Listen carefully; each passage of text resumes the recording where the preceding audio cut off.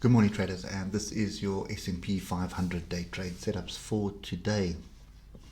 So just starting off with the daily candle, the winning streak has still continued, and we have pretty much gapped up this morning into no man's land. Pretty much, there's no support resistance up there right now.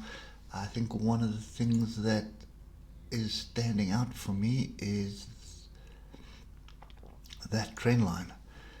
So you can see how we've got above it, we're using it as support, and now we've gapped up above it. So it's pointless trying to ascertain what's happening on the daily. It's not going to happen.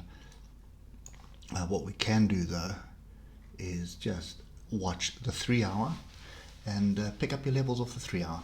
So the first thing to do is I'm just going to get rid of that trend line.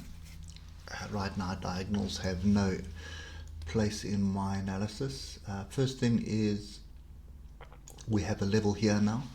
So we had a high, we closed up at the high, and now we've gapped up. So I would assume a pullback into that area is on the cards. Then there is another level just below it, and there's one more level further down.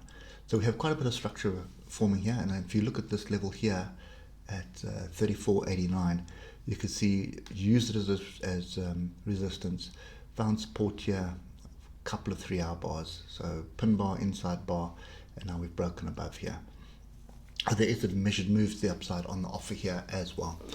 So first things first,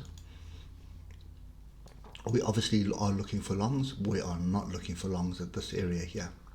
Okay, we want to see a pullback onto structure, and at the moment that gap up is almost 0.5% up. So I would feel a lot more comfortable coming back to 35.12, and I'd even feel more comfortable coming back to 35.02. Now if I just add a Fibonacci onto this, 35.02 is more than likely going to be the one we want to pay attention to. 61.8, bang on 35.02. So 35.02 or 3500, I think that is the area that we need to pay attention to. Okay, so that's my plan of action for today. Really looking for this 3500 area. The gap, around the gap may interest me. Just see what kind of risk we have here. That's a 300-point gap, fairly large, whereas coming back to 3500 is here, a 200-point gap.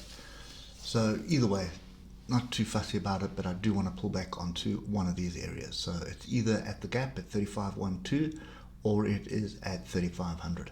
Just bear in mind we did get a weekly close above 3500, so I think that level is going to be pretty well defended.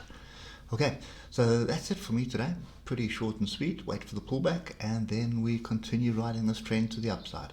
I do like the structure that's forming here as well, so it is going to offer quite a bit of support at the moment. Okay, so anyway guys, that's it for me today. Hope it helps, and we will catch you later. Cheers for now.